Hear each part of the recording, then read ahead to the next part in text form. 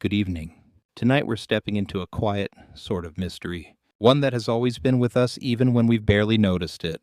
You probably wouldn't survive this if you ignored it forever, or at least, that's what Jung might have whispered, with that sly smile of his, when he spoke about the way time itself presses into our bones. So before you get too comfortable, take a moment to like the video and subscribe, but only if you genuinely enjoy what I do here.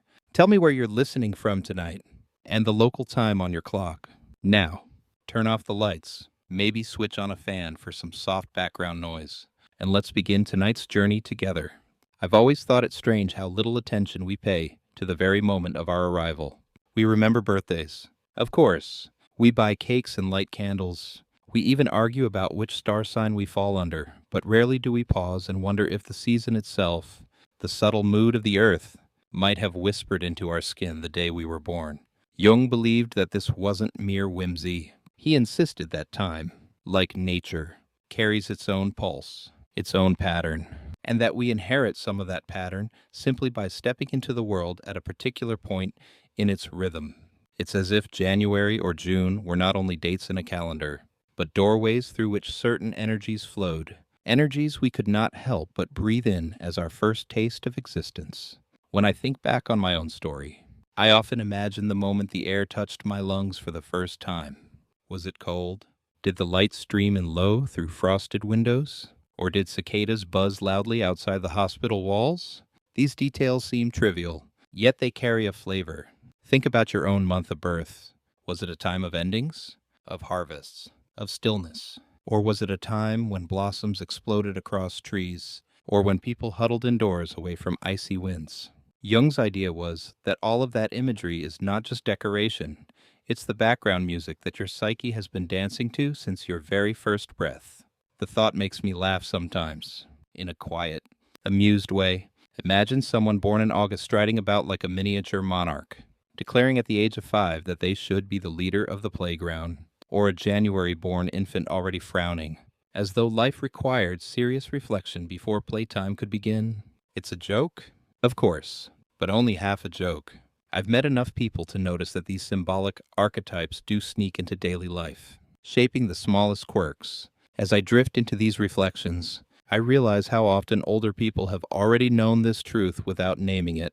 My grandmother used to say, "The season makes the child." At the time, I dismissed it as one of those quaint sayings elders carry around like old coins, polished from decades of turning them over, yet here I am, years later, recognizing that Carl Jung, great psychologist, master of archetypes, essentially agreed with her. Sometimes I think old age wisdom arrives before academia catches up, or perhaps academia has always been trying to repackage grandmother's advice with longer words. Still, we must tread carefully. To claim that your birth month dictates your personality would be reckless, like saying every cat behaves identically because they were all born with whiskers. Jung never suggested such determinism. Instead, he spoke of tendencies, patterns, whispers in the fabric of time. And this, to me, feels more plausible, more humane. After all, I can choose my actions, but I can't choose whether the wind was howling or still on the day I entered the world. That environmental hum, as Jung described it, leaves a kind of symbolic residue, shaping, not shackling, my path. Let me offer a quirky aside here. Did you know that in certain medieval towns, people believed the month of your birth determined not only your personality, but the type of bread you should eat to stay balanced? Imagine bakers scribbling horoscopes into loaves, advising a March-born fellow to chew more rye if he wanted to avoid melancholy. As ridiculous as it sounds, it reflects that same intuition, that time and sustenance, season and soul, weave together in unseen ways.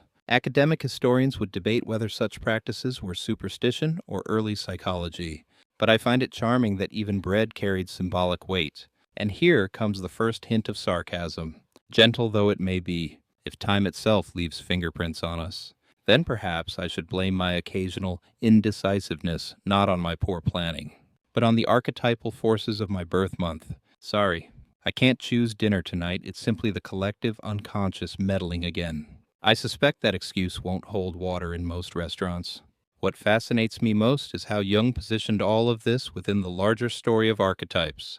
He believed that symbols and patterns repeat across cultures and myths. The wise old man, the trickster, the hero, the mother. These archetypes are timeless, like actors on a stage that keep returning in new costumes. If nature cycles through winter and summer, humans cycle through these psychological roles. And your month of birth, he thought, gives you a front row ticket to one of these archetypal plays. You don't get to pick which performance you walk into, but you can decide how to join the chorus. As I tell you this, I recall one of those lively debates I once overheard in a university cafe when philosophy students were arguing loudly, as they often do, about free will versus determinism. One insisted that everything is predetermined, while another banged his coffee cup and declared that freedom is absolute. I remember thinking both sounded exhausting. Jung's view, by contrast, seemed subtler. You are given a script, but you can improvise your lines. Isn't that a much more bearable way of living? I pause now, letting the hum of the evening soak in. If you've been listening closely, you might already sense how the first brushstrokes of this symbolic journey are being painted. The season of your birth is not trivial. It is not mere trivia for quizzes or horoscopes. It is the mood of the earth when you arrived, the archetypal fragrance you inhaled before you could even speak. And that mood lingers, sometimes unnoticed, sometimes rising like a familiar melody you can't quite place. And so our story begins here, with the simple yet profound truth that arrival's never neutral. It is always colored by the fabric of time, always framed by the energy of the month. This is the first key Jung offered us, the knowledge that our entrance into life is both ordinary and symbolically charged. You don't need to believe it blindly, but you may feel its resonance if you look closely enough at your own life's patterns. January is a peculiar kind of month, isn't it? It arrives after the chaos of December, when everyone has been eating too much, laughing too loudly, and staying up too late. Then suddenly, silence. The parties vanish. The lights are taken down. The pavements are slick with frost. And all that remains is the stillness of a new year that feels both hopeful and heavy. I always picture January as a grand old figure standing at the threshold, arms folded, inviting me to stop fidgeting and reflect for a moment. Carl Jung, in his curious way, saw January as more than just a calendar entry. To him, it was the month of the elder, the archetype of the sage, carrying wisdom, gravitas, and the sobering weight of beginnings. I remember once, on a bleak January morning, staring at the gray sky and thinking how everything seemed to be holding its breath. Trees stood motionless, the air itself felt frozen, and people walked hurriedly, as if reluctant to linger. In that silence, there was something ancient. It made me think that those born in January carry a piece of that timeless pause inside them. They often seem older than their years, don't they? Even the children I've known who were January born had this odd sense of responsibility, like miniature professors lecturing their dolls about the importance of proper etiquette. But of course, being wrapped in the archetype of the elder has its double edge. Wisdom can harden into caution, maturity into severity. A January-born friend of mine always checked and double-checked his work, never allowing himself a mistake. It was admirable and exhausting at the same time. One day, I told him, "You'll need to let the ink smudge on purpose, just to see the world won't collapse." He frowned, then laughed, though I'm not convinced he ever tried it.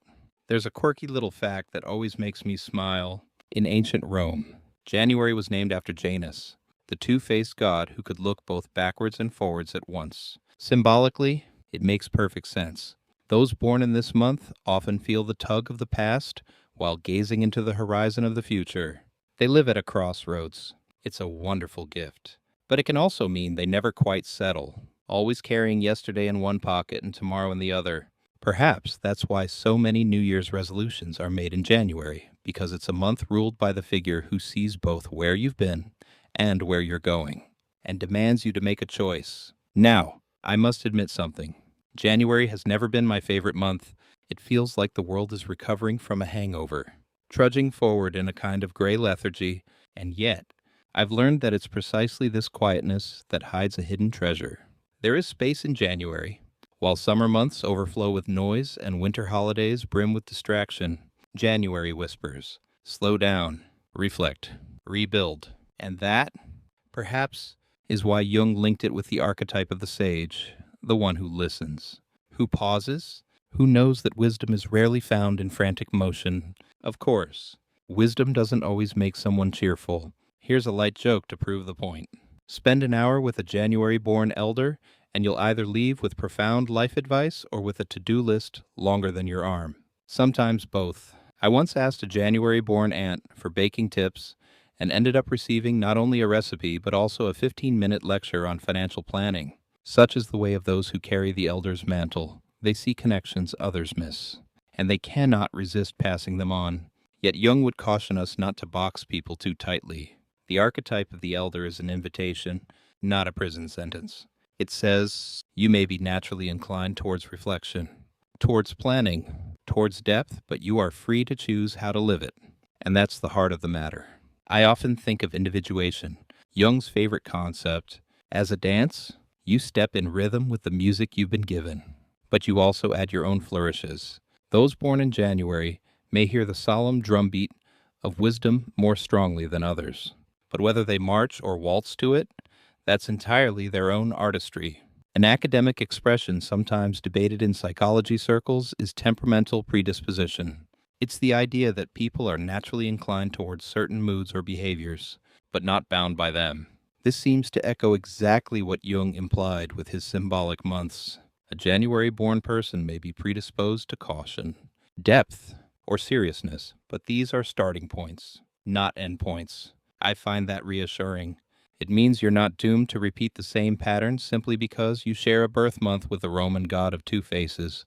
Let me share one more reflection, drawn from the lips of an elderly neighbor I once had. She was well into her 80s, born on the very first week of January, and every time I visited, she would look me in the eye and say, "The trick, dear, is not to live cautiously just because winter taught you to huddle.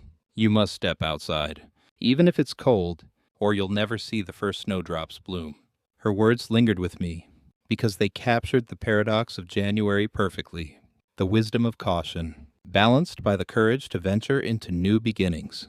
So if you were born in January, perhaps you'll recognize something here. That sense of maturity, of being tasked with responsibility even when you didn't ask for it.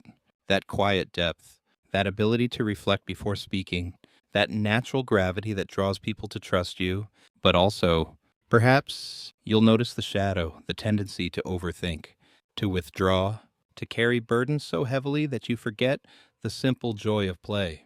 If so, then remember this. Archetypes are mirrors, not chains. Look into the sage's eyes.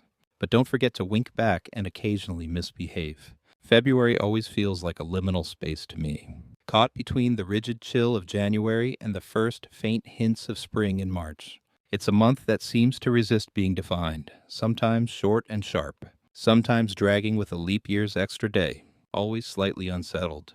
Jung saw in this restlessness the archetype of the visionary or the revolutionary, the one who sees beyond what is and dares to dream of what might be. Whenever I meet someone born in February, I notice that spark, the refusal to accept the world exactly as it has been handed to them. They are the sort who peer over the edge of the ordinary, whispering, "But what if?" I recall a February-born friend from my student days who always seemed to live 3 steps ahead of the rest of us. While we worried about exams, she was sketching blueprints for a sustainable city she swore she'd help build one day.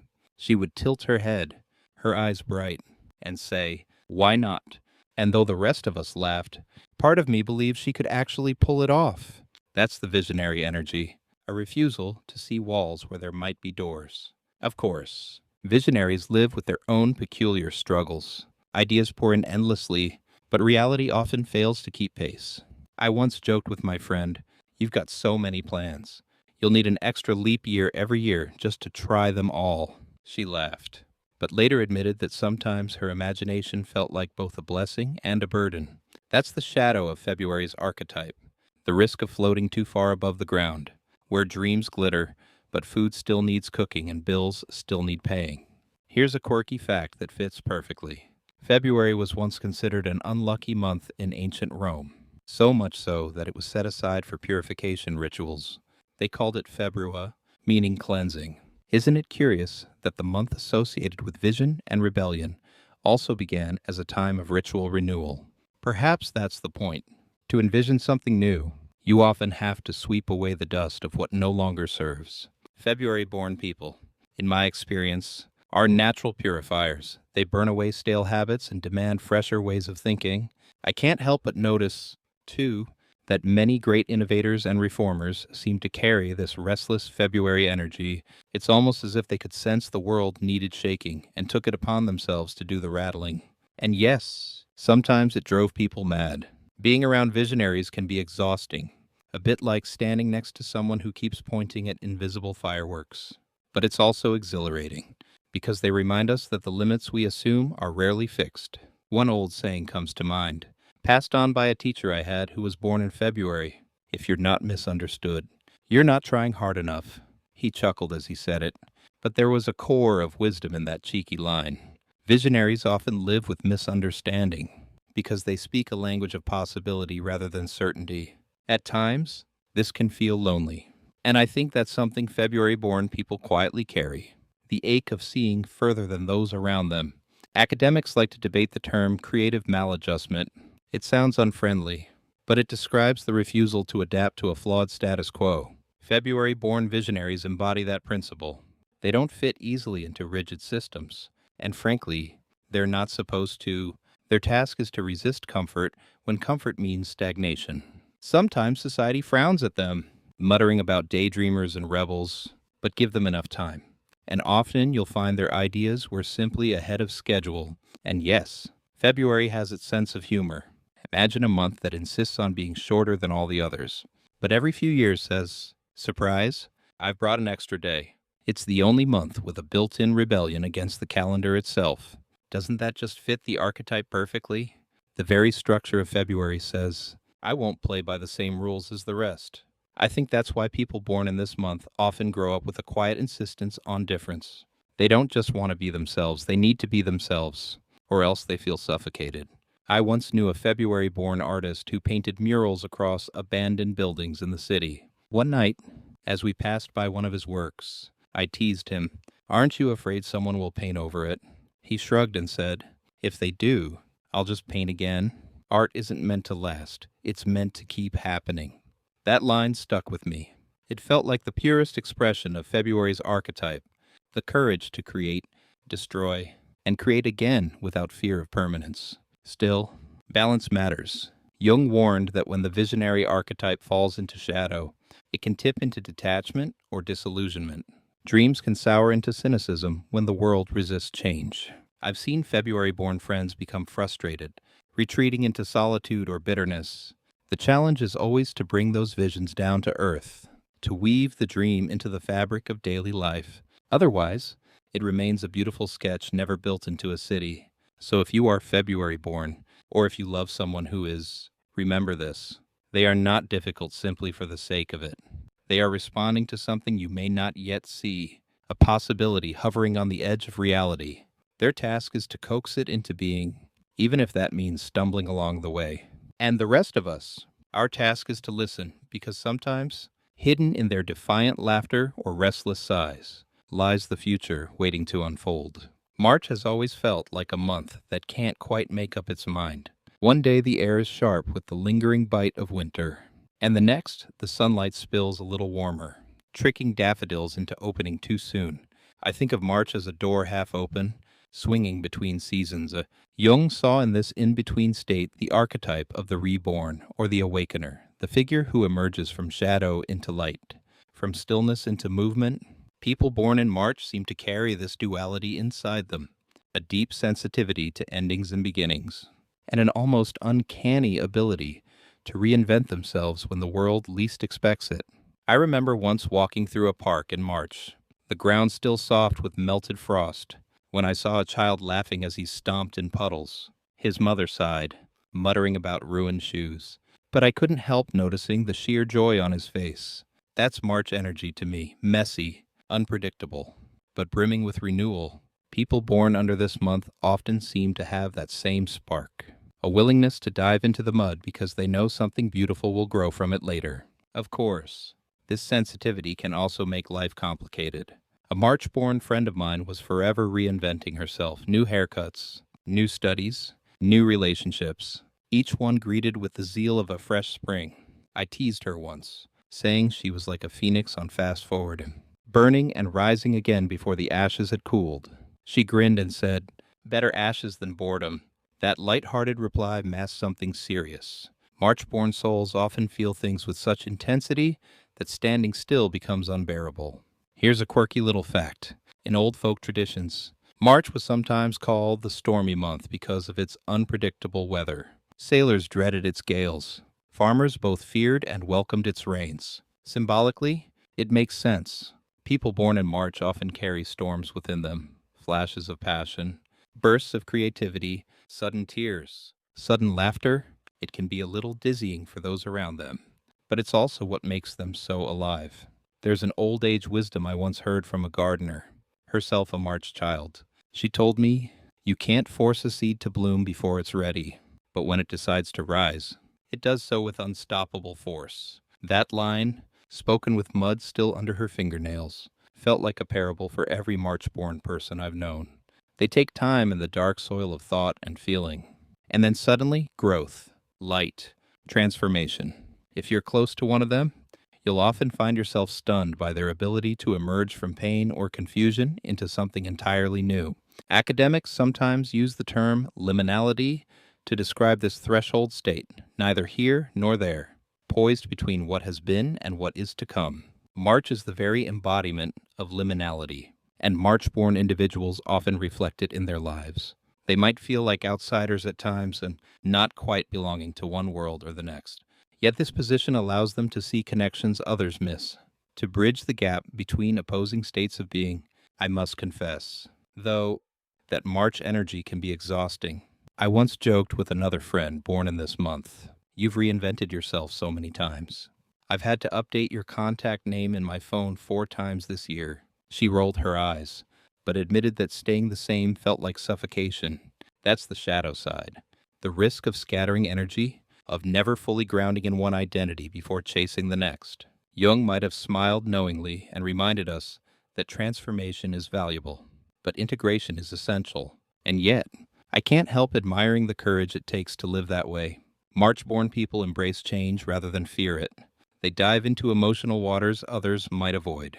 And though they sometimes emerge shivering, they emerge stronger. I once heard a March-born poet say, "My heart is a revolving door, but each time it opens, I let more light in." It was such a simple statement, and yet it carried the essence of the awakener archetype, renewal through openness. Let me share a light joke here. I once told someone born in March that their life motto should be, "New Year, new me every 3 months." They laughed so hard they nearly spilled their tea, and then admitted it wasn't far from the truth. Change is not occasional for them, it's habitual. And while that can be maddening for those who prefer predictability, it's also deeply inspiring. So if you were born in March, perhaps you recognize this dance between endings and beginnings. You may feel torn between stillness and movement, reflection and action, melancholy and hope. But remember, this duality is not a flaw. It's the very energy of renewal at work within you. You are the doorway through which life passes, constantly reminding the rest of us that transformation is not just possible, it's inevitable. And if you love someone born in March, hold space for their storms. Encourage their reinventions. Remind them, gently, that they don't always need to burn the old to make way for the new, that sometimes growth can be quiet too. In doing so, you'll help them balance their depth with stability, their renewal with grounding. March, then, is a month of awakening. It is the sudden warmth of sunlight after weeks of cold, the first bird call piercing the silence of winter, the brave sprout pushing through hard soil. It is the promise that no matter how long the darkness has lasted, there is always the possibility of light. And those born in this month, they carry that promise in their bones. April doesn't so much arrive as it charges through the door, dripping rain, scattering petals, and shouting, "Let's get on with it already." If March is tentative, uncertain, a half-open doorway, then April's the first confident stride into the room. Jung saw this month as embodying the archetype of the warrior or the initiator, a figure brimming with fire, courage, and impatience. Whenever I think of April-born people, I picture them as the ones at the front of the line, tapping their foot, rolling their eyes at delays, and declaring, "Fine, if no one else will do it, I'll start." I once had a colleague born in April who embodied this spirit to perfection. He was always first to volunteer, first to argue, first to leap into whatever half-formed plan the rest of us were still cautiously debating. We teased him that if civilization collapsed, he'd be the first to sprint off into the wilderness with nothing but a backpack and a frying pan, convinced he could rebuild society from scratch. His response, "At least I wouldn't be waiting around for someone else to make a list." That was April energy in action. Impulsive, brave, and just a little bit reckless. April itself reflects this spirit. Rain lashes down, storms roll through, and yet flowers burst open defiantly as if daring the weather to stop them. The season itself feels combative. Half fight, half celebration. Those born in April often mirror this defiance. They are initiators, unafraid to clash with obstacles, sometimes even creating obstacles just for the satisfaction of overcoming them. I admire it deeply, though I admit it can be exhausting to witness. Spending time with an April-born friend can feel like being drafted into a spontaneous quest you didn't sign up for. Here's a quirky little fact that adds flavor in Old English. April was sometimes called Eosterminath, a month named for a goddess of dawn and fertility. Imagine that, a month dedicated to beginnings, to bold surges of life breaking through the darkness. It suits the archetype perfectly. The warrior archetype doesn't linger in winter's shadow, it fights its way into spring, dragging the rest of us along for the ride. Of course, as with every archetype, there is a shadow. Warriors can be impatient, charging ahead without considering the consequences. I recall an April-born cousin who once assembled a piece of flat-pack furniture without reading the instructions. It looked magnificent when he was done, until we realized it was upside down. His response was pure April. "Doesn't matter. It'll hold." And to be fair, it did for about 2 weeks. That story always reminds me that April-born people live by action, not deliberation. Sometimes it works brilliantly, and sometimes the bookshelf collapses in the night.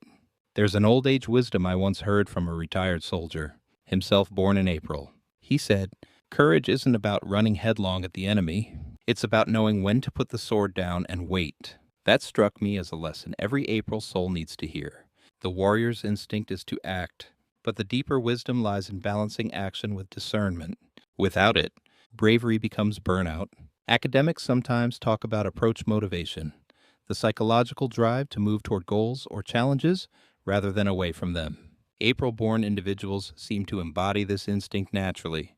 They are wired to pursue, to initiate, to test themselves against resistance. But the danger is that they may struggle with patience, or overlook subtler paths in favor of the most dramatic confrontation. Jung might gently remind them that sometimes the greatest initiation is not outward but inward, the courage to face oneself. I can't resist slipping in a light joke here. I once told an April-born friend that their life motto should be, "Ready, fire, aim." They laughed, admitted it was accurate, and then insisted they'd rather act quickly and adjust later than sit paralyzed in indecision. And perhaps they're right. In a world that hesitates too much, April-born souls jolt us into movement. Still, it's important to remember that warriors don't fight just for the sake of clashing. At their best, they fight for something they believe in: justice, love, protection, progress. I've seen April-born people pour themselves passionately into causes, refusing to back down even when everyone else has given up. There's something profoundly inspiring in that stubborn resilience. They remind me of the first shoots breaking through frozen ground, fragile at first glance, yet unstoppable in their determination to rise. So if you were born in April, perhaps you recognize this restlessness, this urge to leap before you look, this fire in your chest that says, "Do something." It can be a gift and a challenge. You may burn brightly, but remember to rest before the flame consumes you. You may lead the charge, but remember to glance back and see if anyone is following. The warrior archetype is not just about fighting, it's about initiation, about sparking motion where there was none, about carrying courage into spaces where fear has taken root. And if you love someone born in April, buckle up. They will drag you into storms, into laughter, into spontaneous adventures that you never expected, but they will also protect you fiercely, stand beside you in conflict, and remind you that action is sometimes the only way forward. April is the clash of rain against blossom, thunder against tender shoots, boldness against hesitation.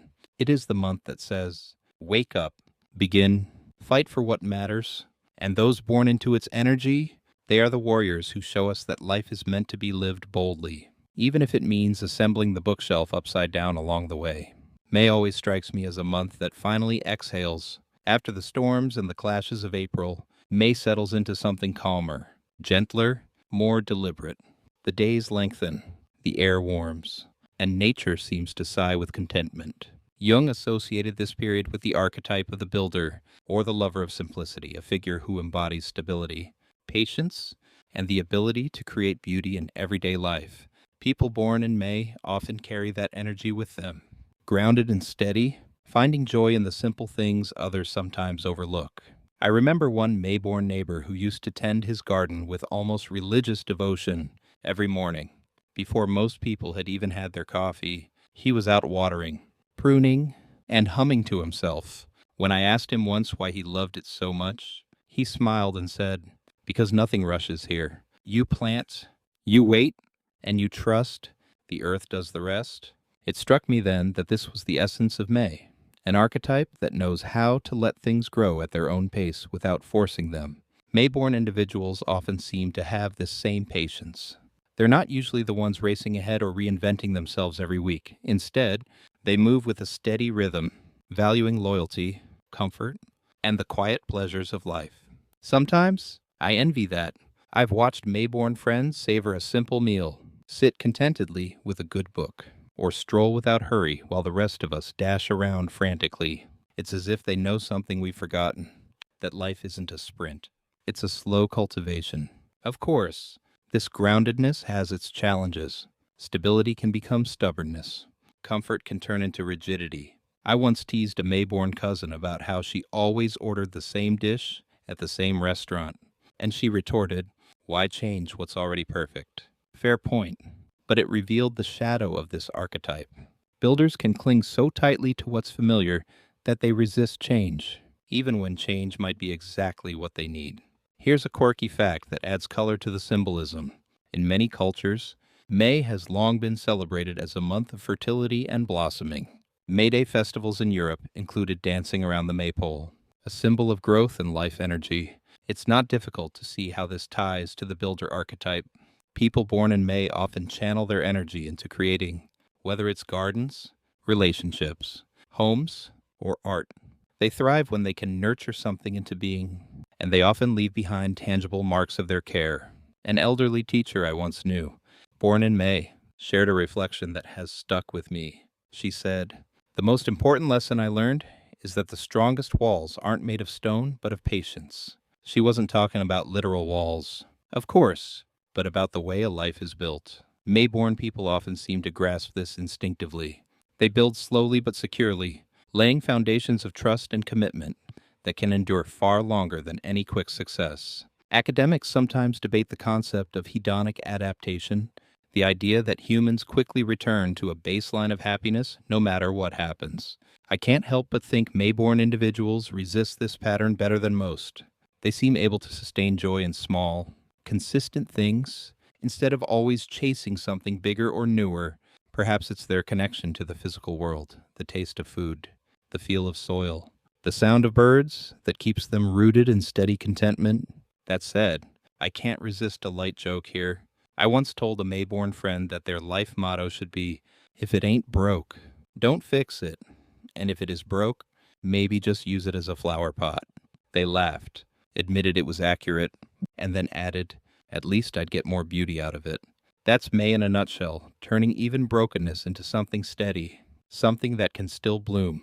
But don't mistake their calm for weakness. May-born people often have a quiet strength that surprises you.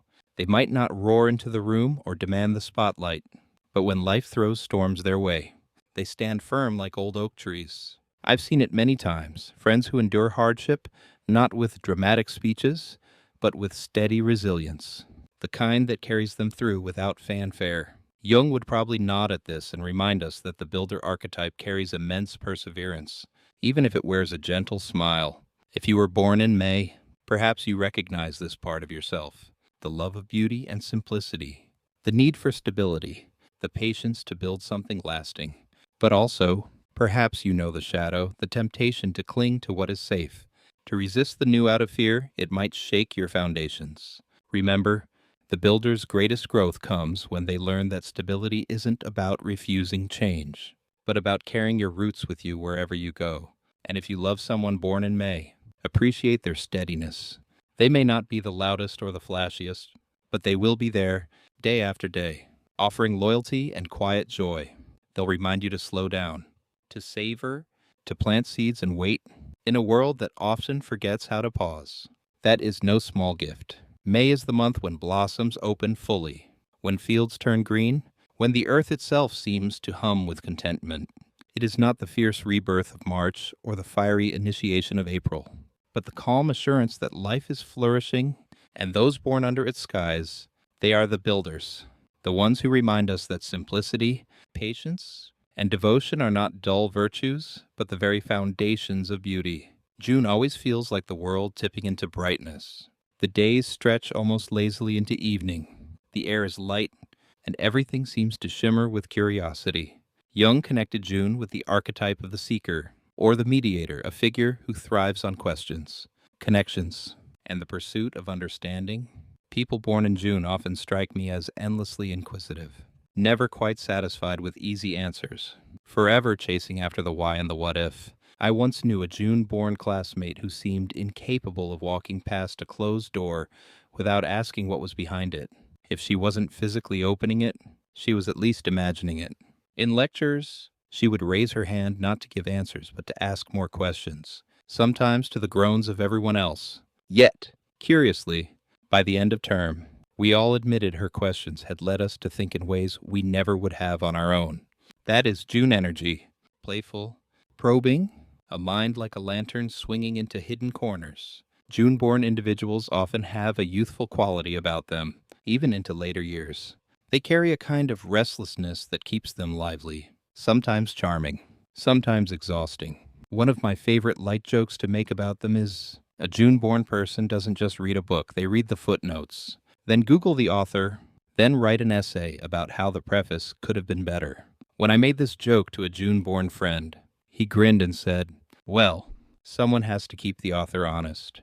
That playful defensiveness is so characteristic, always curious, always engaged. Of course, curiosity can become a double-edged sword. June-born people sometimes struggle to focus, to commit to one path, one career, one relationship. A June-born cousin of mine once confessed, "I feel like life is a buffet, and I want to taste everything, but I keep ending up with a plate that's too full." It was said with humor, but beneath it lay the challenge of the seeker, the risk of scattering themselves so widely that they struggle to go deep. A quirky fact here. June in the Roman calendar was named after Juno, the goddess of marriage and partnerships. Symbolically, that connection makes sense. June-born individuals often thrive in relationships, not only romantic ones but friendships, collaborations, partnerships of all kinds. They are natural connectors, mediators who bridge gaps between people. I've seen them step into heated arguments and, with a gentle word or even a well-timed joke, soften the tension until the room exhales again. There's a piece of old-age wisdom I once heard from a June-born uncle. He told me, the smartest person in the room is not the one with the answers, but the one who listens to all the questions. At the time, I thought it sounded suspiciously like an excuse for not doing his homework, but the older I get, the more truth I see in it. The seeker archetype teaches us that wisdom is not about finality, but about openness, about recognizing that life is too vast to be solved like a crossword puzzle. Academics often debate the phrase epistemic humility, which means admitting the limits of your knowledge. June-born people, despite their curiosity, sometimes struggle with this. Their minds race so quickly that they can appear overconfident, convinced they've pieced together the puzzle when they've only just glimpsed the corners. But when they embrace humility, when they admit that questions themselves have value, they become profound guides for others. The shadow side of June energy can be a kind of overthinking paralysis. I once teased a June-born friend about his inability to choose dinner. He laughed and said, "It's not just food, it's a lifestyle decision." And he wasn't entirely joking. Seekers sometimes hesitate so long at crossroads that opportunities pass them by. Jung might suggest that their path to growth is to learn not only how to ask questions, but how to commit to answers, even imperfect ones. Still, I find their energy irresistible. To be around a June-born person is to be constantly reminded that the world is full of wonders we overlook. They'll point out the shape of clouds, the odd sound of a bird call, the strange logic of an old proverb, and suddenly the ordinary feels luminous again. They keep life from becoming dull, even if they occasionally test your patience with their endless what-ifs. So if you were born in June, you might recognize yourself in this portrait: curious, playful, adaptable, eager to connect dots that others don't even see. You may also recognize your challenge: the difficulty of focus, the temptation to scatter yourself across too many paths. Remember, the seeker's greatest gift is not the number of questions asked, but the courage to live the answers chosen. And if you love someone born in June, appreciate their restless heart. Yes, they may change their mind too often. Yes, they may lead you on tangents that leave you wondering how you ended up debating whether socks have personalities, but they'll also bring light, laughter, and unexpected insights into your life. June is the month of balance, of light at its peak, of curiosity spilling into every corner of the day. It reminds us that life is not just about reaching conclusions, but about the joy of discovery itself. And those born under its skies, they are the seekers, the mediators, the question askers who keep the rest of us from falling asleep at the wheel of our own existence. July has always felt to me like a month wrapped in warmth, not just in temperature, but in spirit. The air carries the scent of barbecues. The evenings linger long enough for neighbors to chat across fences, and there's an unmistakable softness in the way people gather together. Jung associated July with the archetype of the nurturer, or the protector, the one who carries within them an instinctive pull to care, to comfort, to hold space for others. People born in this month often seem to have a gravitational field around them, drawing others close when they need shelter. I remember a July-born aunt of mine who somehow became the unofficial crisis manager for the entire family. Lost keys, broken hearts, forgotten homework. She was the one everyone turned to. Not because she shouted the loudest or demanded authority, but because she radiated safety. I once teased her by saying, "You should really install a revolving door. You'd save time with all the people rushing in and out of your kitchen." She just laughed and handed me a plate of biscuits. That, in essence, was her July spirit. Comfort first, jokes second, boundaries somewhere far down the list.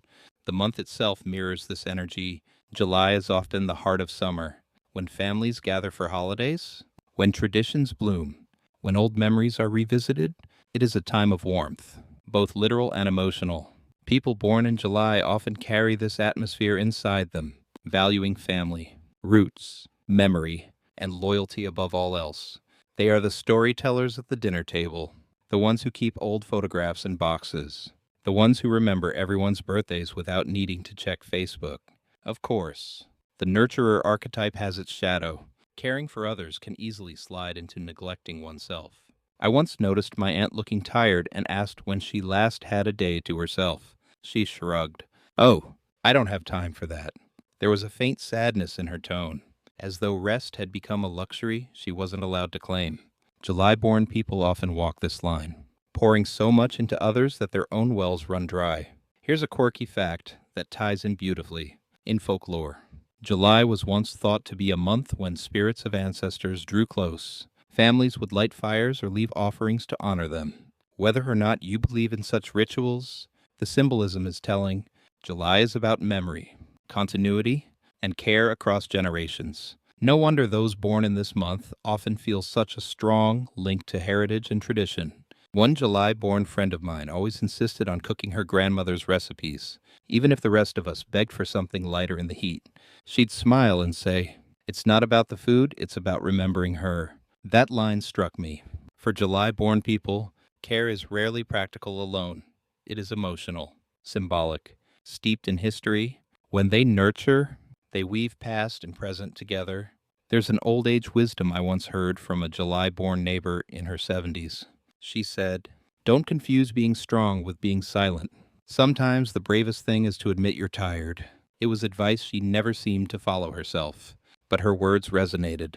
The nurturer archetype must learn to care for its own heart, to place boundaries without guilt, to accept that protection begins at home. Academics sometimes use the term emotional labor to describe the invisible work of managing feelings, both your own and everyone else's. July-born people, I think, are masters of emotional labor. They anticipate needs before they're voiced, soothe conflicts before they explode, and absorb stress like sponges. Admirable. Yes, but also draining. The challenge lies in releasing what they've absorbed instead of carrying it forever. And now, for a light joke. I once said to a July-born friend, "You're basically the human version of a weighted blanket." She laughed, rolled her eyes, and said, "At least I'm useful." She wasn't wrong. There's comfort in their presence, a heaviness in the best sense, a grounding that reassures you when the world feels shaky. Still, nurturing doesn't mean smothering. Some July-born individuals can hover too closely, offering help when none was asked for. I once witnessed a July-born mother attempt to pack snacks for her adult son's work trip. He gently protested. "Mum, I'm 35, she retorted. "And do you think hunger cares how old you are?" That protective instinct is endearing, but it reveals how hard it can be for them to let go. Jung might remind us that the nurturer must learn to step back, to trust that those they love can stand on their own. So if you were born in July, perhaps you recognize this instinct to care, to hold, to protect. You may also recognize the exhaustion that follows when you forget to refill your own cup. Remember, love is not only what you give outward, but also what you allow inward.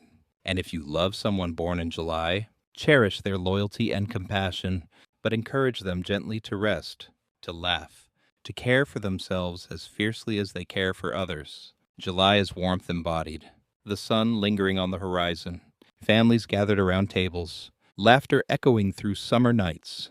It is a month of roots, memory, and loyalty, and those born into it, they are the protectors, the nurturers, the ones who remind us that love is not only spoken but lived, day after day. In the simplest acts of care, August never tiptoes in. It strides like royalty entering a hall, basking in its own brilliance. The days are long, the sun at its fiercest, the world awash with color and confidence. Jung associated August with the archetype of the sovereign, or the leader, the one who naturally claims space, radiates presence, and feels compelled to guide others. Whenever I meet someone born in August, I sense that commanding energy straight away. Even if they don't seek the spotlight, it seems to find them like moths circling a lamp. I remember one August-born friend at university who had an uncanny ability to turn casual group projects into mini parliaments. Within minutes, everyone looked to him for decisions, and somehow he always had a plan. I teased him once, saying, "Do you have a crown hidden somewhere?" He smirked and replied, "Not hidden, just invisible." That playful arrogance is so typical of August-born personalities, half serious, half joke, but always with a streak of truth. August itself reflects this archetype perfectly. It is a month of abundance, festivals, and full expression.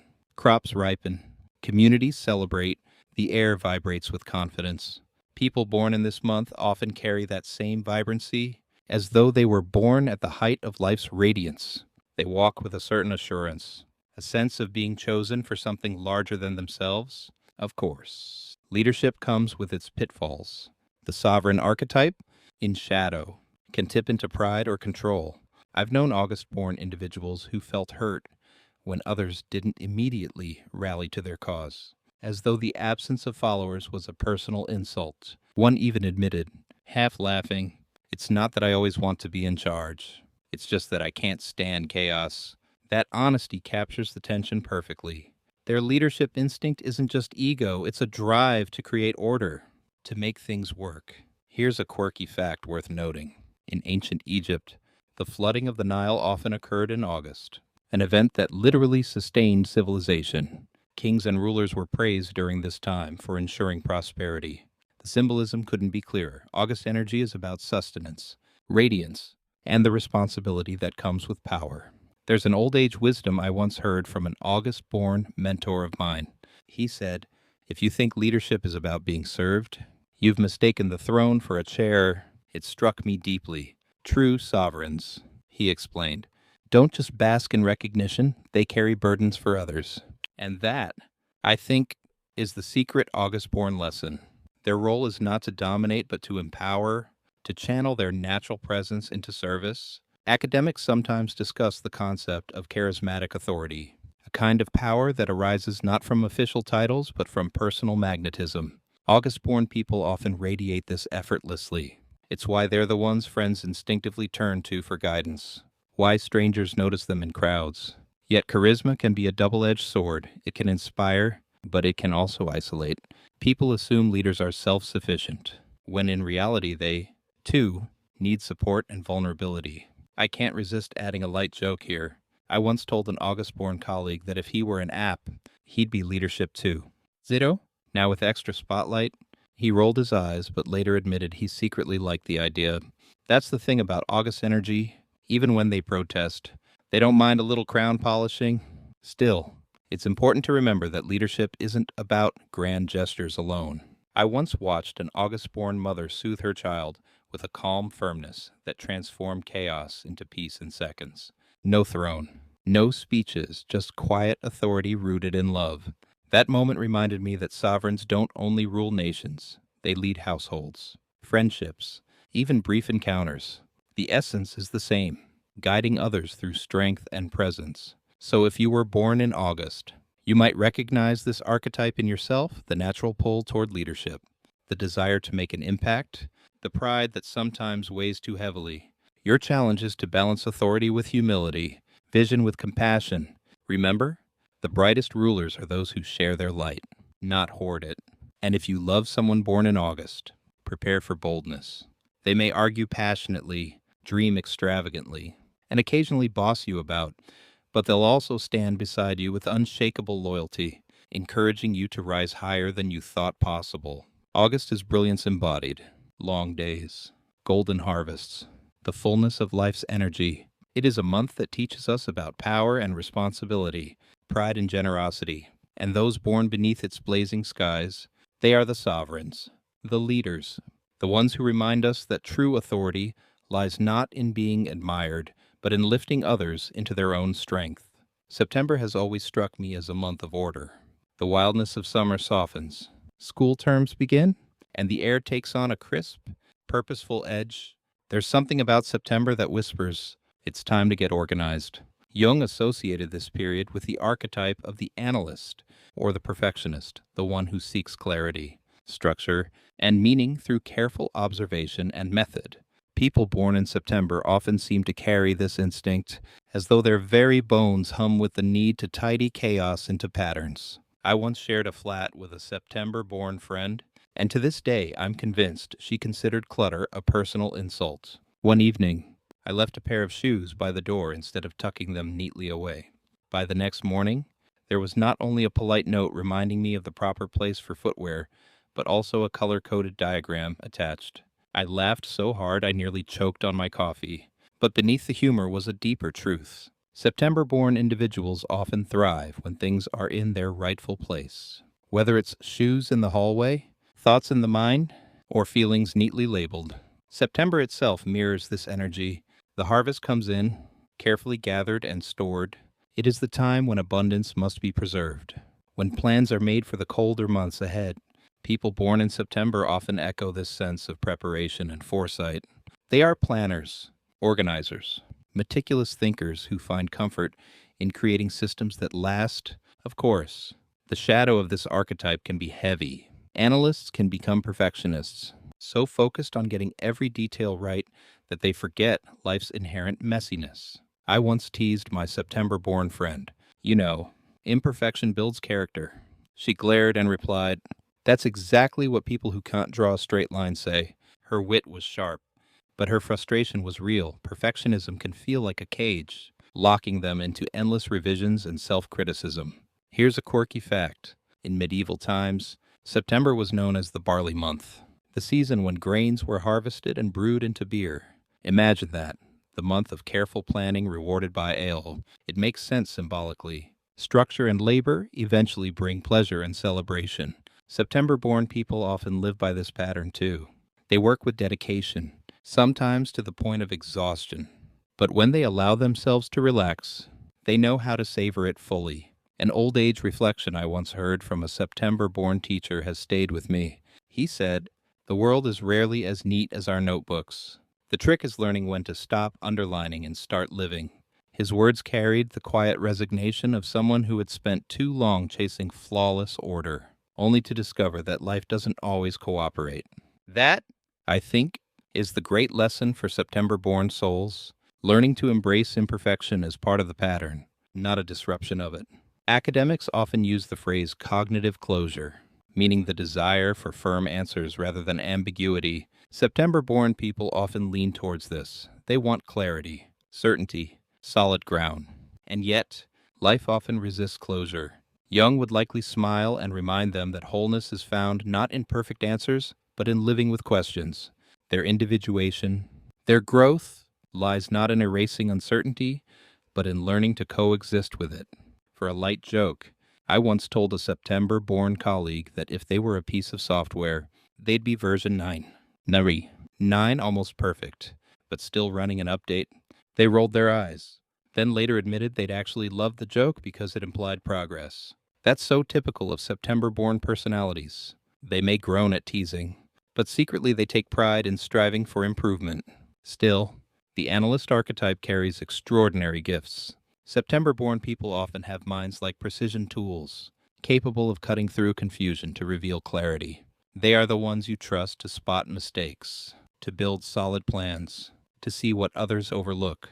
When balanced, their perfectionism becomes a strength, a commitment to excellence that inspires those around them. So if you were born in September, perhaps you recognize yourself here. Meticulous, thoughtful, driven to refine and improve. You may also recognize the burden of self-criticism, the fear of mistakes, the endless striving for flawlessness. Remember, life is not meant to be a perfectly balanced ledger. Sometimes the beauty lies in the smudge, the crooked line, the surprise you didn't anticipate. And if you love someone born in September, treasure their diligence. They will support you with careful thought, help you bring order to chaos, and keep you from drifting too far into disorder. But remind them, gently, to let go, to laugh at imperfection, to spill a little ink now and then.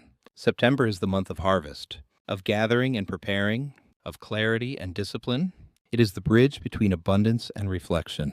And those born under its crisp skies, they are the analysts, the seekers of order, the ones who remind us that detail matters, but that sometimes the imperfect line is the one that tells the truest story. October has always felt like a painting in motion, leaves drifting down in slow spirals, the light taking on a golden warmth, and the air crisp enough to make you pull your jacket a little tighter.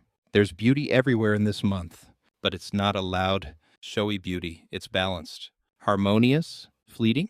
Jung associated October with the archetype of the diplomat, or the artist, the one who seeks harmony, fairness, and unity, often by creating or appreciating beauty. People born in October often strike me as natural bridge builders, smoothing tensions with grace and quietly weaving connections where others only see division. I once had a colleague born in October who was famous for diffusing conflicts at work.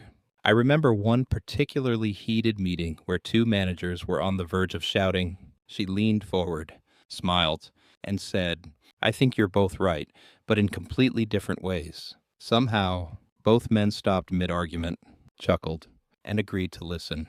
I was stunned. Where I would have blurted something sarcastic or retreated into silence, she had transformed the room with a single sentence. That's October energy, the quiet power to turn discord into dialogue. The month itself reflects this archetype perfectly. October is about balance, the midpoint between the equinox and winter's onset, when days and nights hover in delicate proportion. People born in this month often embody that same sense of equilibrium, valuing fairness, justice, and equality. They dislike extremes, preferring middle ground where relationships can thrive and beauty can be appreciated. But balance comes with its shadow. October-born individuals can sometimes avoid conflict at all costs, even when confrontation is necessary. I once teased an October-born friend that she would rather agree with both sides of an argument than risk upsetting anyone. She laughed and admitted, "Well, it saves me the headache." It was a joke, but it revealed the truth. The diplomat archetype must learn that true harmony doesn't come from silence, but from resolving tensions honestly. Here's a quirky fact that fits October's symbolic energy. In ancient Roman tradition, October was dedicated to Mars, the god of war. It seems ironic at first. How could a month linked to battle also carry the archetype of peace and beauty? But perhaps that's the paradox of October-born people. They live at the crossroads of conflict and resolution, capable of holding both the tension of war and the yearning for peace. Their artistry is in balancing opposites. An old-age reflection I once heard from an October-born neighbor still echoes in my mind. She said, "It's easy to keep the peace when everyone agrees. It's harder and braver to hold the peace when they don't."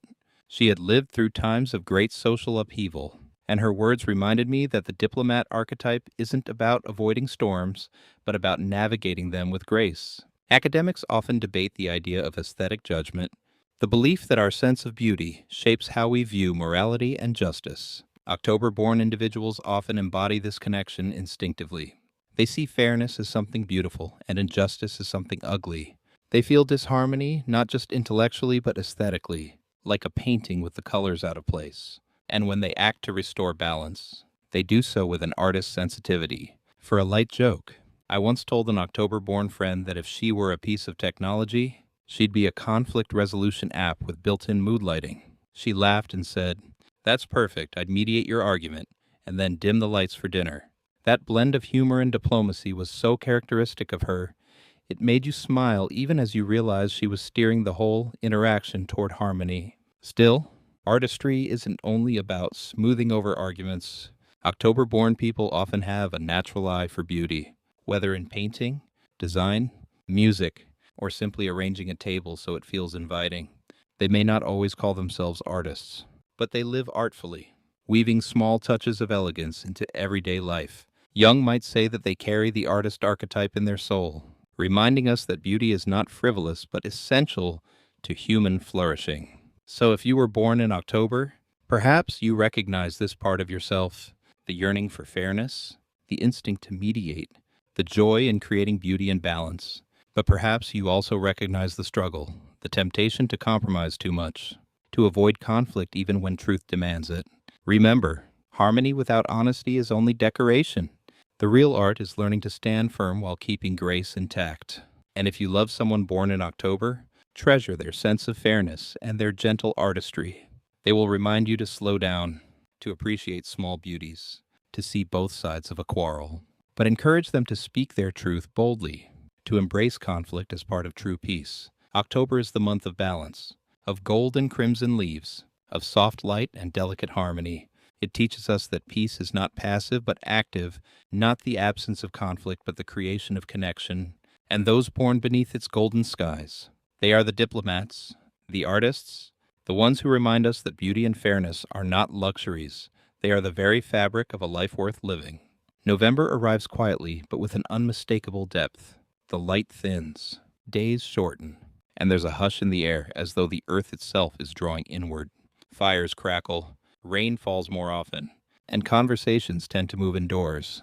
Jung associated November with the archetype of the alchemist, or the deep transformer, the one who embraces change, cycles of death and rebirth, and the hidden truths beneath the surface.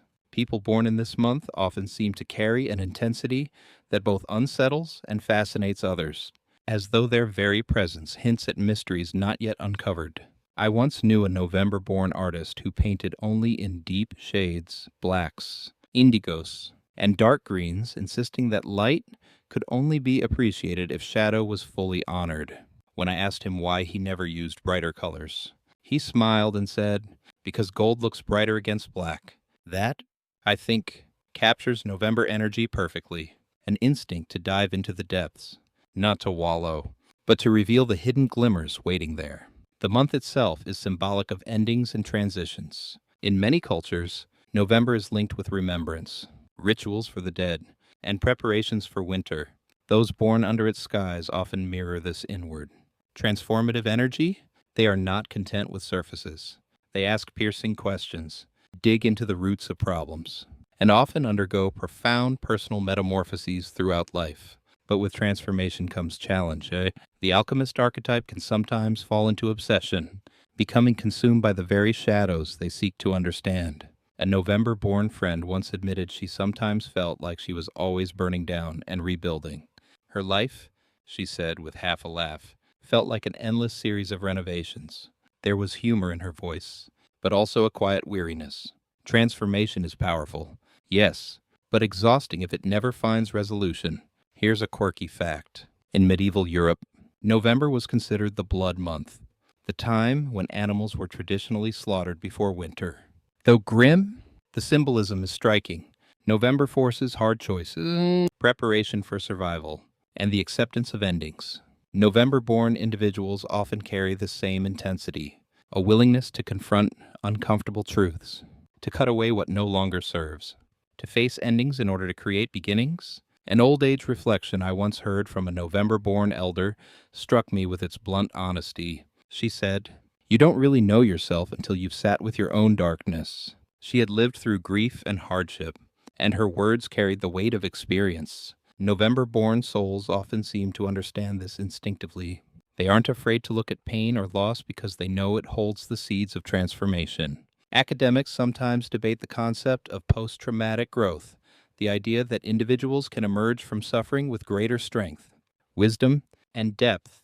November-born individuals often embody this principle, though not always by choice. Life seems to test them, offering cycles of challenge and renewal. And when they rise from these trials, they often emerge with a resilience and insight that inspire others. A light joke here. I once told a November-born colleague that she was basically the human version of a phoenix. She grinned and replied, "That explains why I'm always tired. I keep setting myself on fire." We laughed, but the humor masked a truth.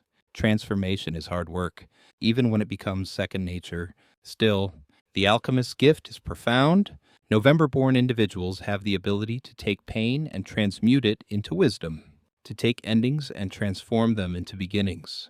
They often become healers, guides, or truth-tellers, helping others navigate their own dark nights of the soul. Jung would likely say that their intensity is not a flaw but a calling, to embrace transformation, not only for themselves, but for those around them. So if you were born in November, perhaps you recognize yourself in this archetype. You may feel drawn to mystery, depth, and change. You may also recognize the challenge of carrying such intensity, the temptation to dwell too long in the shadows or to rebuild endlessly without resting. Remember, transformation doesn't always require destruction. Sometimes the greatest alchemy is in learning to preserve what already shines. And if you love someone born in November, honor their depth. They may sometimes seem withdrawn or brooding, but they are often working through transformations that will eventually bring great wisdom. Support them without trying to rush them. They live life in cycles, and each cycle has its purpose. November is the month of mystery, of endings and hidden beginnings, of shadow and light interwoven. It teaches us that transformation is not only possible, but inevitable, and that within endings lie the seeds of rebirth. And those born in this month, they are the alchemists, the deep transformers, the ones who remind us that life's true gold is forged in the fire of change. December always arrives with a peculiar blend of endings and beginnings.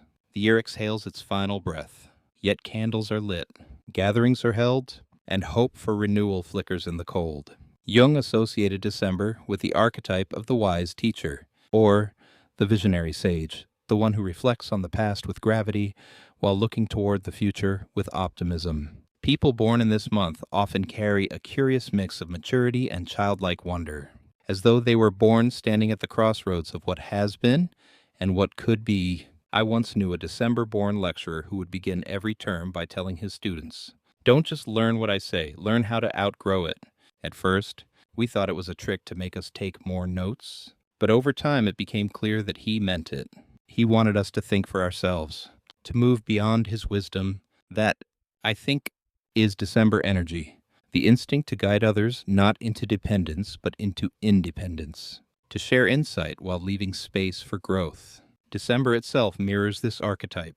It is a month of reflection, a time when we take stock of the year behind us. Yet it is also charged with anticipation, new calendars, new resolutions, a sense of possibilities waiting to unfold. People born in December often carry this rhythm in their own character. They are dreamers and philosophers, but also pragmatic teachers who feel compelled to share what they've learned. Of course, The sage archetype has its shadow. Wisdom can become aloofness. Vision can drift into impracticality.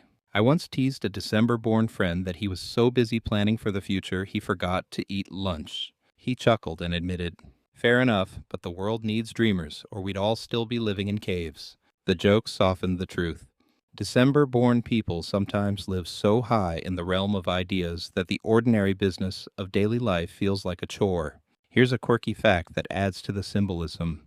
In many ancient cultures, December was seen as the hinge of the year, the month where the sun stood still at solstice before beginning its return. Symbolically, it was a time of wisdom and vision, looking back and forward at once.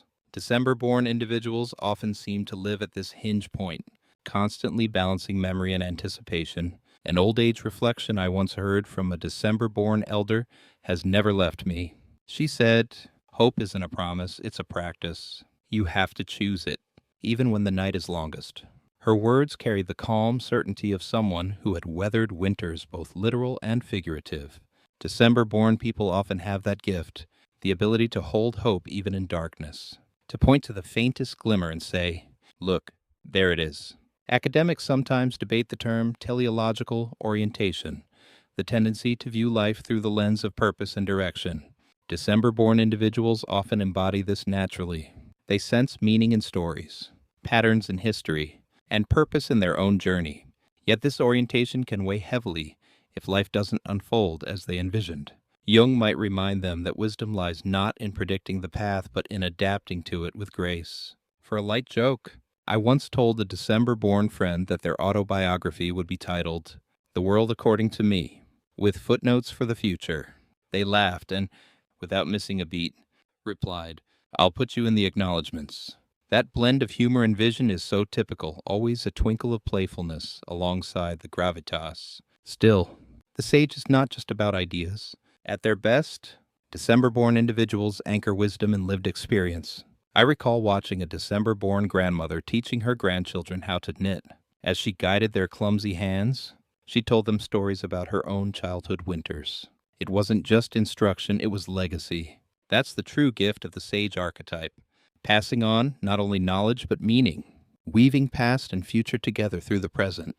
So if you were born in December, perhaps you recognize yourself here. Reflective, visionary, eager to share insight, sometimes at risk of floating too far into abstraction. Remember, wisdom isn't only what you think, it's what you embody. Your challenge is to ground your vision, to let it shape not only your dreams but your daily life. And if you love someone born in December, treasure their wisdom and their hope. They may sometimes lose themselves in lofty ideas, but they will also remind you that life is bigger than the immediate moment, that there is always a broader horizon worth looking toward. December is the month of endings and beginnings, of solstice and renewal, of wisdom carried forward into hope.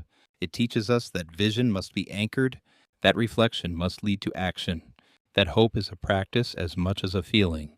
And those born in this month, they are the wise teachers, the visionary sages, the ones who remind us that even in the darkest night, a new dawn is always on its way. The more I reflect on the months, the more I see them not as isolated chapters, but as a single circle, one flowing seamlessly into the next. January's sage stillness gives way to February's restless vision, which blossoms into March's rebirth, before April's fiery warrior takes up the torch. May steadies the ground. June opens the heart to curiosity. July wraps it all in warmth, and August steps boldly forward with authority.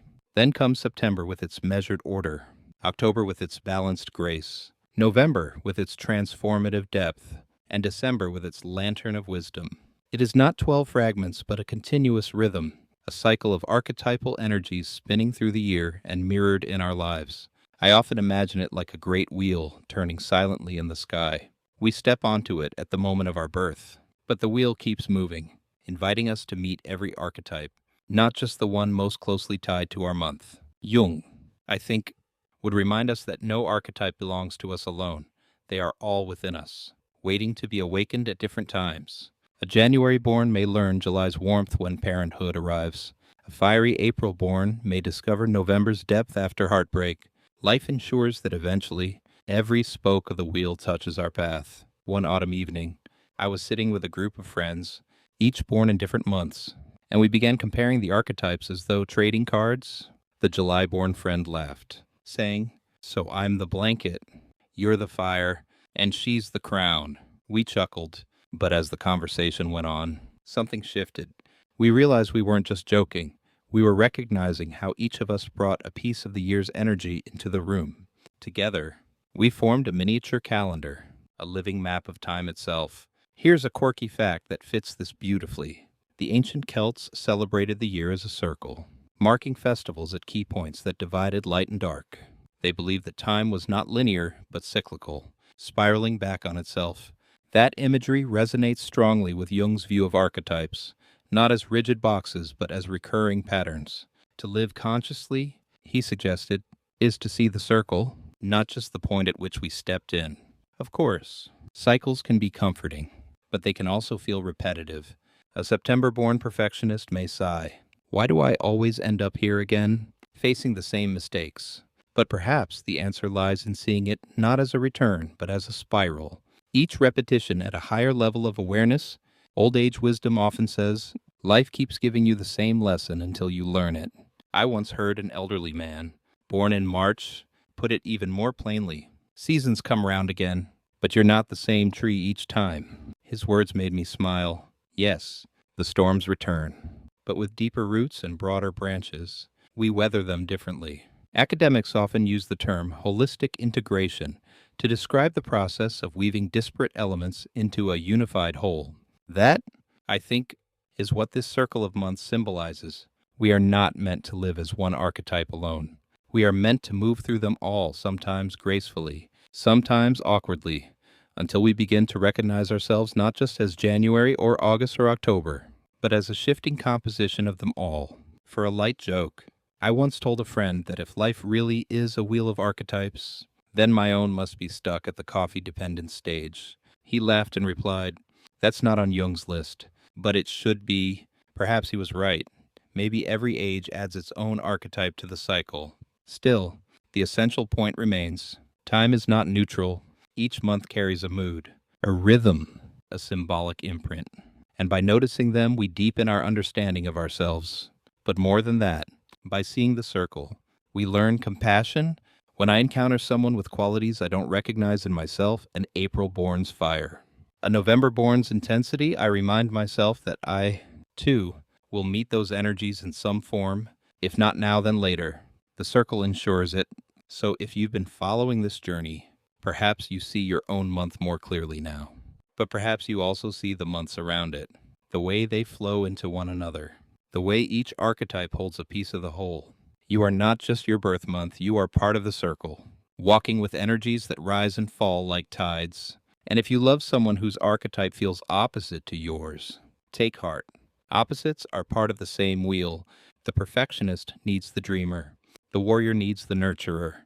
The sage needs the seeker. Together they complete the pattern, reminding us that no single archetype can hold all of life's truths. The year turns endlessly, and we turn with it. January yields to February, February to March, and so on, until December hands us back to January again. Round and round the circle spins, and with each turn we are invited not just to repeat, but to grow. The archetypes whisper their lessons month by month, and if we listen closely, we begin to hear not just their individual voices, but the harmony they create together. When I look back across all these months and their archetypes, I see more than symbols. I see a language. January whispered of wisdom. February burned with restless visions. March awoke with renewal. April surged with boldness. May steadied with patience. June asked its endless questions. July wrapped us in warmth. August strode with pride. September calculated with precision. October softened into harmony. November transformed through shadow, and December lifted a lantern of hope. Together, they form a story that every one of us is living in some shape or form. Jung would have said that this is not fate but invitation, a way of recognizing the forces already at play in us so that we can weave them consciously into our lives. I remember a conversation I once had with a December-born mentor, a man who had lived long enough to see both war and peace, abundance and loss. I asked him how he made sense of it all, and he replied simply, "I listen to the patterns. They don't tell you what to do, but they remind you who you are. His words echo Jung's vision of individuation, the process of becoming whole by integrating the pieces of ourselves we often overlook. And perhaps that is the gift of reflecting on our birth month.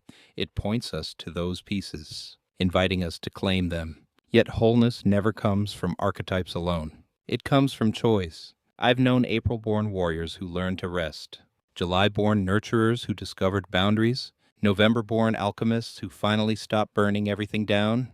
Archetypes may set the stage, but we decide how to perform. The month of your birth doesn't define your destiny. It sketches a doorway. Whether you step through it with courage, humor, or stubborn resistance, that is yours alone to choose. Still, I find comfort in recognizing the patterns. Life feels less random, less chaotic, when I remember that the wheel keeps turning and each month brings its own lesson. When I stumble into uncertainty, I remind myself that others have walked the same paths, carried the same archetypes, learned the same lessons in their own way. There's solidarity in that thought, a sense that we are all woven into a larger rhythm that connects us across time and culture. Here's a quirky aside to lighten the thought. Did you know that in some old traditions, people would plant specific crops depending on the month their child was born, believing it would align their soul with the earth? Imagine being told, "You're a bean child, so you must be patient," or "You're a wheat child, so you must lead." It sounds silly now, but perhaps they were onto something. They sensed the bond between time, place, and personality, even if they explained it with beans instead of Jung. An old age reflection I once heard from a woman in her 90s still lingers with me. She said, "The biggest mistake I made was thinking I had to be only one person. I was born in June, yes, but I learned to live in every season. That's when life got bigger." Her words remind me that individuation isn't about choosing a single identity, but about embracing the whole cycle. We are seekers and sages, warriors and builders, diplomats and transformers, all at different times, all in different ways. Academics often debate the concept of self-determination theory, the idea that people thrive when they experience autonomy, competence, and connection. To me, that aligns beautifully with Jung's archetypes. Recognizing your month's symbolic energy gives you connection to nature, to history, to yourself. Working with it helps you feel competence. But choosing how to live it, there lies autonomy. The blend of all three is where freedom begins. And of course, we mustn't forget a light joke to keep the mood balanced. I once told a friend that if birth months truly determine archetypes, then we should all be excused for our quirks. Sorry I'm late, it's my October diplomacy. I had to mediate between my socks this morning. He rolled his eyes and replied, "Nice try, but you're still buying the coffee." Archetypes are useful lenses, not free passes. So if you were born in January or July, March or November, whether you feel like a warrior, a nurturer, a seeker, or a sage, know this: you are more than your archetype. But your archetype is also more than a curiosity. It is a mirror, showing you both your light and your shadow. Jung urged us not to fear these patterns, but to embrace them, to integrate them, to let them guide us toward wholeness without ever letting them cage us. The circle of months spins endlessly, but your life is not endless. The invitation is clear. Use what you've learned about your birth month not as a prediction, but as a practice. Notice your tendencies, reflect on your shadows, celebrate your strengths, and above all, remember that individuation, the process of becoming your truest self, is not about perfection, but about integration. The journey through these months has been long and full of imagery, but as we reach the end, I invite you to slow your breathing. Picture the circle of the year once more, the steady turn from winter to spring, from summer to autumn, from light to shadow, and back again. Imagine your own month glowing softly on that wheel, not as a fixed destiny, but as one note in a larger symphony. Let yourself feel the balance of it. Beginnings and endings, strength and gentleness, solitude and connection. You do not need to be only what your month suggests. You are all of it, layered and shifting. A living calendar of archetypes and choices. As the lights dim in your mind, hold on to the simple truth that Jung tried to share, that by recognizing the patterns, you are freer to live beyond them. May your archetype guide you but never bind you, and may your story continue with clarity, warmth, and quiet courage. Sleep well, and let the wheel of time turn softly around you tonight.